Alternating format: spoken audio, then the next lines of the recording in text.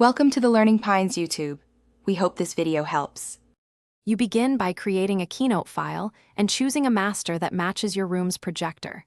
16:9 is standard. Once you pick a template, import any existing slides or start with a clean deck and immediately edit the master slides so styles stay consistent. Gather images, fonts, and data in one folder to avoid missing assets later. Make sure to set your themes, colors, and type hierarchy now so every new slide inherits consistent formatting and you save time during design. You now populate slides using the masters you prepared. This keeps alignment and spacing consistent across the deck. When adding visuals, convert raw data into Keynote charts and adjust tick marks, labels, and colors for clarity.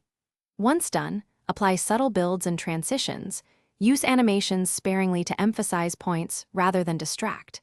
Make sure to replace all placeholder copy with concise headlines and 1-2 supporting bullets, and preview builds in play mode to confirm timing between animations and your plan. You finish by adding presenter notes and rehearsing with Keynote's rehearsal or presenter display so timing and cues align with your talk.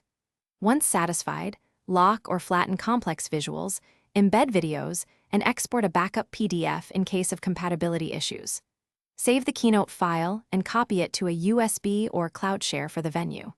If something goes wrong, revert to an auto-saved version or open the exported PDF. That simple fallback recovers content and keeps your presentation running. Thanks for watching. Consider subscribing if we helped you.